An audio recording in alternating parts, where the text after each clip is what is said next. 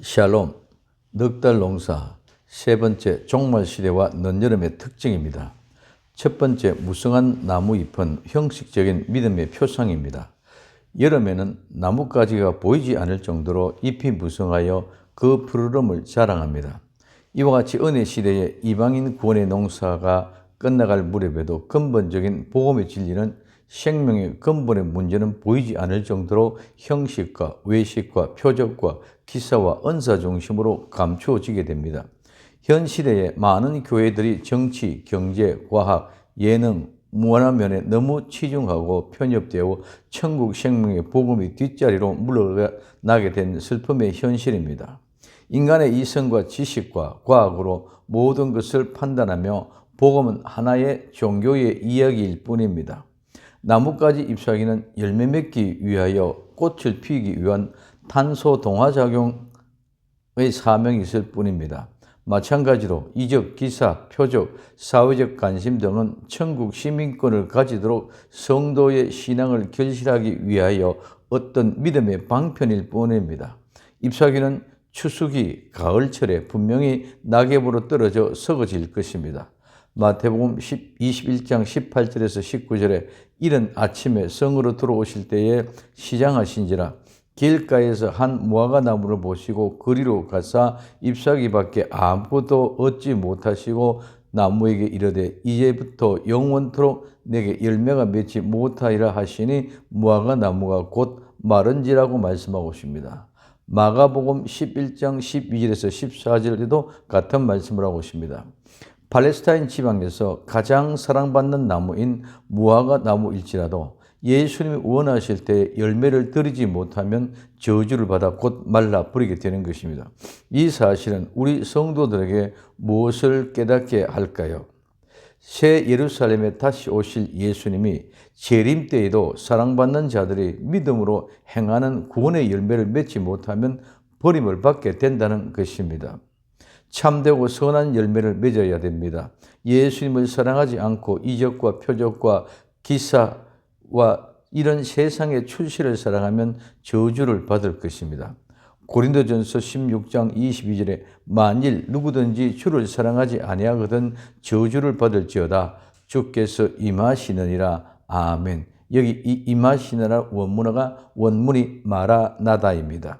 형식과 모양 다 버리고 온전한 생명의 실체를 이룬 믿음의 사람이 되어야 합니다.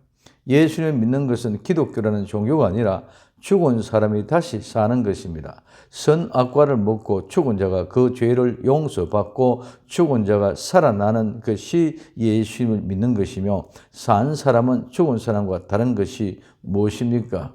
첫째로 죽은 자는 썩어 냄새가 나지만 산 사람은 생명의 냄새, 향기가 나는 것입니다. 두 번째, 죽은 사람은 못 움직이지만 산 사람은 움직입니다. 산 사람은 절대로 죽은 자와 같이 움직이지 못하면 그도 죽은 자입니다. 세 번째, 아무리 가난하고 아무리 병약하고 아무리 조건이 험악해도 산 사람은 얼마든지 그 조건을 바꿀 수 있습니다. 조건이 바꾸어지면 모두가 사라집니다. 병든 자가 병이 치유되면 건강한 모습으로 새롭게 됩니다. 가난한 자가 부자가 되면 조건이 바뀝니다. 험악한 환경 가운데 있던 사람이 환경이 바뀌면 새로워집니다. 그러므로 산 사람은 조건은 언제든지 변할 수가 있습니다. 즉 조건을 바꿀 수가 있습니다. 그러나 죽은 사람은 어떤 조건에도 모두 움직이지 못합니다.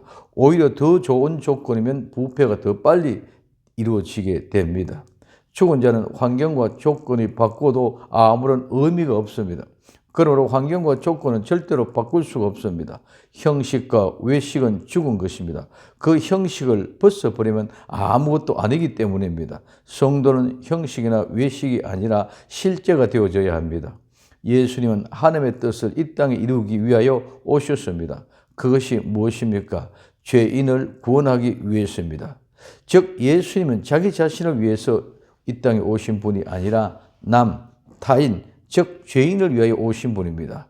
죄인을 위하여 오셔서 죄인을 구원하신 것입니다. 이것은 형식이 아닙니다. 실제입니다. 성도는 누구를 위하여 살아야 합니까?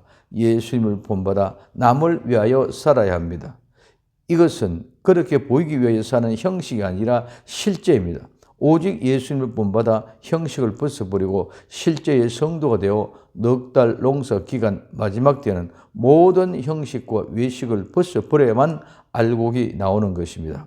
알곡 성도가 되기 위하여 형식을 벗어버리고 실제를 이루는 복된 성도가 될 수 있기를 예수님의 이름으로 부탁을 드립니다. 기도합니다. 사랑하는 주님, 마지막 넉 달 농사 기간에 마지막 늦여름에 모든 형식과 외식을 벗어버리고 이제 아름다운 실제로 주 앞에 들어지는 복된 알곡 성도가 될 수 있도록 복을 내리워 주옵소서. 다시 오실 예수님의 이름으로 기도드립니다. 아멘.